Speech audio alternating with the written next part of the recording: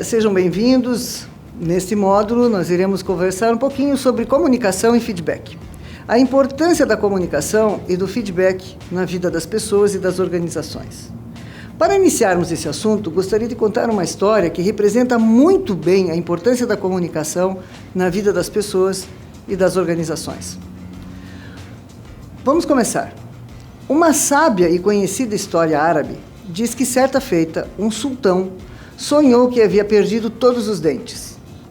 Logo que despertou, mandou chamar um adivinho para que interpretasse seu sonho. "Que desgraça, senhor!" exclamou o adivinho. "Cada dente caído representa a perda de um parente de Vossa Majestade." "Mas que insolente!" gritou o sultão, enfurecido. "Como te atreves a dizer-me tal semelhante coisa? Fora daqui!" Chamou os guardas e ordenou que lhe dessem 100 açoites. Mandou que trouxessem outro adivinho e lhe contou sobre o seu sonho. Este, após ouvir o sultão, com muita atenção, disse: "Excelso senhor, grande felicidade vos está reservada. O sonho significa que haveis de sobreviver a todos os vossos parentes." A fisionomia do sultão iluminou-se com um sorriso e ele mandou dar 100 moedas de ouro ao segundo adivinho.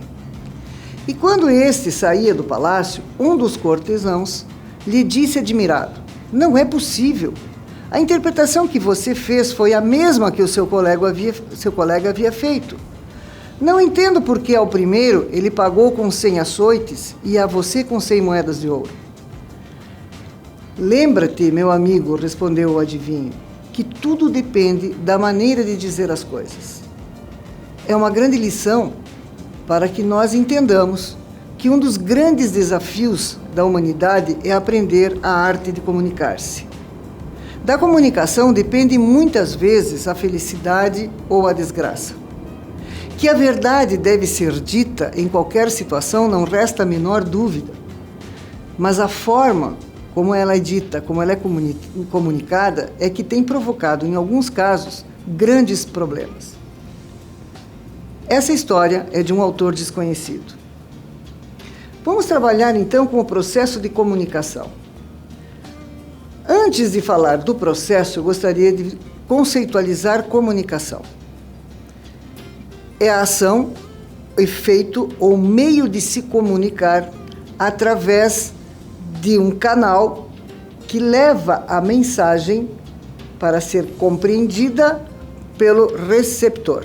Portanto, um processo de comunicação é constituído por um emissor ou transmissor que leva esta mensagem a um canal e que pode, muitas vezes, ser interferido através de um ruído e que este ruído pode distender ou tirar a compreensão da mensagem, e essa mensagem, então, passa através deste canal até o receptor.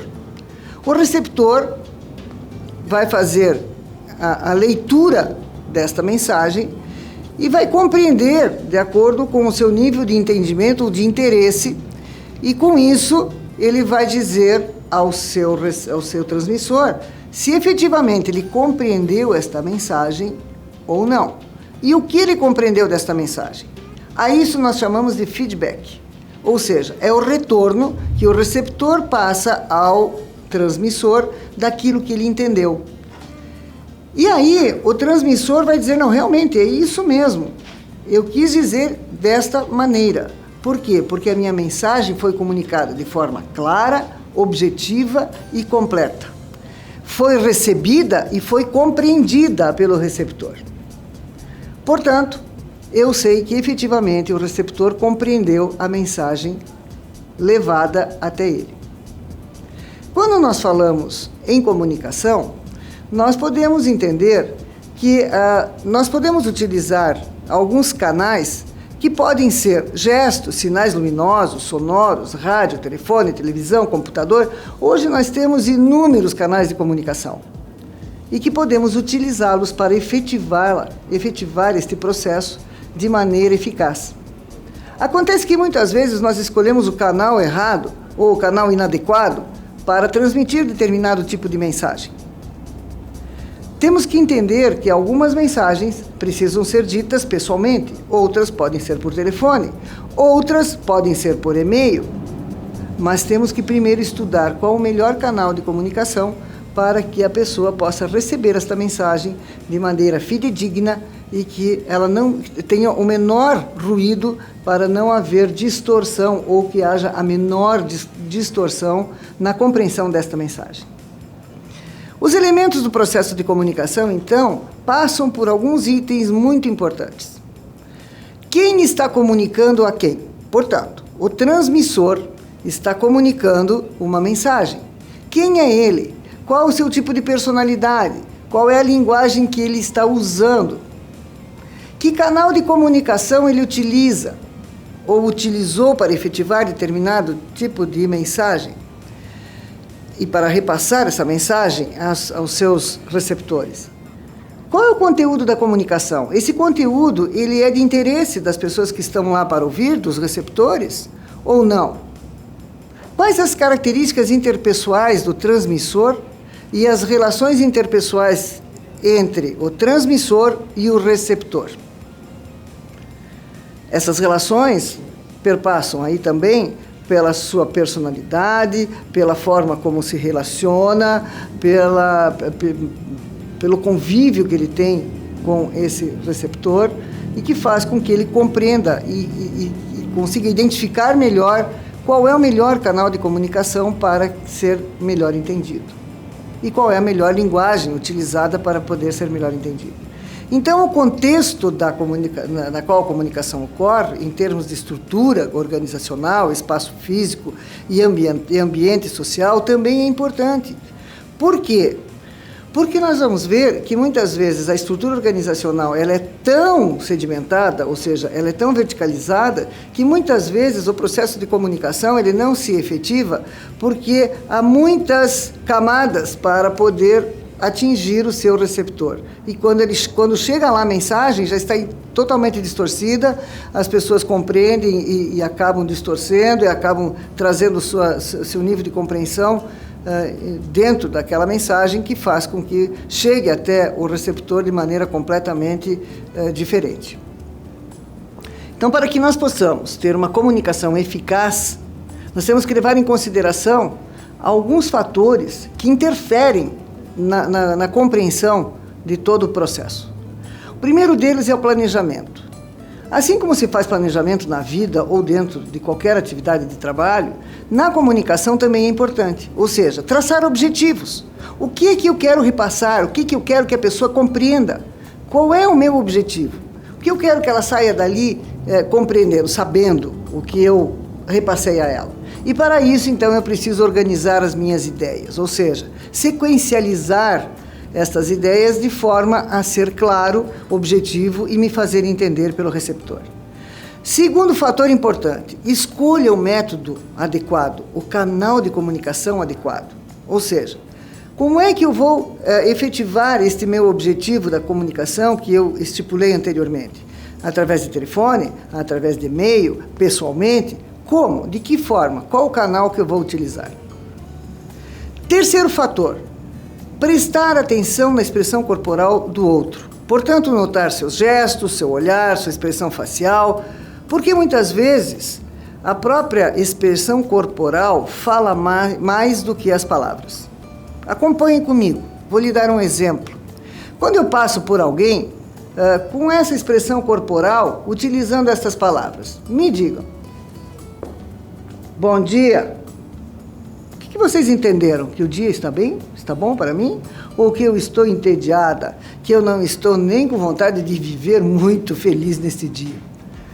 Então, a minha expressão corporal fala muito mais do que minhas palavras. Portanto, é importante nós darmos atenção à pessoa quando nós estamos falando com ela, olhando para ela, percebendo qual é a sua reação diante daquilo que nós estamos repassando. Assim como eu observo a expressão corporal dessas pessoas, é importante saber ouvir. Porque no momento em que eu repasso a mensagem, é importante também que essa pessoa possa, por algum momento, repassar o feedback daquilo que compreendeu. E nesse momento, é importante não fazer pré-julgamentos, não ter preconceitos, porque senão nós não vamos conseguir entender o âmago daquilo que esta pessoa está trazendo como verdadeiro, porque nós estamos trazendo dentro da nossa mente pré-julgamentos que não cabem neste momento e que me fazem desviar da compreensão desta pessoa. Então, o ouvinte deve dar atenção à pessoa que fala. Ele deve sempre esperar antes de responder. Deixa a pessoa falar. Depois que ela te der o feedback, então você retorna a ela o seu parecer, a sua opinião. Provocando esse feedback, é importante que a outra pessoa possa também dar a sua opinião com relação ao entendimento da mensagem, e isso faz com que nós possamos entender e rever alguns itens importantes que devemos passar a essa pessoa. A pergunta que eu faço a vocês é a seguinte: você sabe dar feedback? Você consegue se disponibilizar a ouvir o que a outra pessoa também tem para lhe dar como retorno? Antes de responder essa pergunta, vamos ao conceito de feedback. O que é feedback? Feedback nada mais é do que o processo de exame conjunto entre as partes que ajuda o indivíduo a melhorar seu desempenho através da análise de suas atitudes e seus comportamentos. Análise de exame conjunto. As pessoas relatam determinado comportamento, a outra pessoa assimila aquele relato e retorna dizendo se efetivamente aquilo ocorre ou não, para poder então trabalhar com este feedback no sentido de melhorias no seu comportamento. Muito bem, diante desta definição, então nós vamos fazer uma pequena reflexão. Será que nós temos habilidades para oferecer feedback? E nós sabemos como receber feedback? Pois é. Nem sempre a pessoa que nós queremos repassar o feedback está preparada para recebê-lo.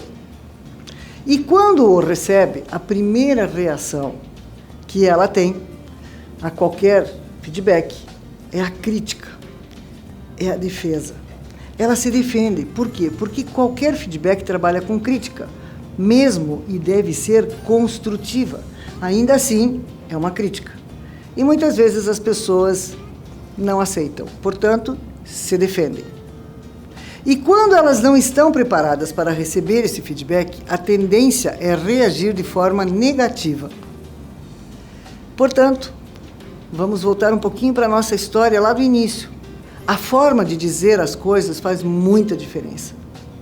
Dependendo de como eu repasso este feedback, de como eu digo a ele, como eu estou vendo o seu comportamento, ao invés de ser ríspido e dizer não concordo que você faça assim, você fez tudo errado, eu poderia chegar a essa pessoa e dizer: veja, o que aconteceu com você quando você desenvolveu aquela atividade e aí não funcionou o resultado? Quais foram as tuas dificuldades?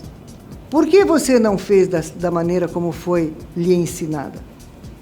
E aí a pessoa vai refletir: puxa vida, realmente me ensinaram, eu não pratiquei o que foi ensinado, eu fiquei em dúvida e não tive coragem de ir lá perguntar novamente e fiz do jeito que eu achava que tinha que ser feito e aí no final não deu certo. Então, dependendo de como nós dizemos as coisas para as pessoas, nós podemos fazer com que sua autoestima chegue a um patamar tão baixo que essa pessoa pode chegar a desistir daquilo que faz. E muitas vezes nós perdemos pessoas talentosas dentro das nossas organizações pela forma em como nós conduzimos este processo, e as pessoas se sentem magoadas, ofendidas e pedem para sair das nossas propriedades. Então, o que é preciso para que o feedback tenha validade? Para que ele seja realmente importante na vida de uma pessoa? A primeira coisa: analise a situação antes de avaliá-la. Observe. Faça uma análise crítica. Será que realmente o que eu estou trazendo é verdadeiro? Aconteceu isso mesmo? Por que eu estou pensando dessa forma? Por que eu não gostei da forma como ele se comportou? Por que é que isso me incomodou? E aí, Ponha-se no lugar da outra pessoa, imagine o que ele faria se ele recebesse esse feedback, ou se eu recebesse esse feedback. Reconheça sempre que o feedback é um processo de exame conjunto, não é uma avaliação, certo ou errado. É um processo de exame conjunto. Vamos sentar e rever o que aconteceu. Vamos comentar o acontecido. Vamos analisar o acontecido, para daí então poder tomar uma decisão de mudança ou não, ou justificar aquele acontecimento. Não critique por criticar. As pessoas precisam de argumentos convincentes que possam esclarecer os fatos. Porque aí as pessoas vão entender exatamente por que você está lhe dando aquelas informações. Não leve nunca para o lado pessoal o feedback.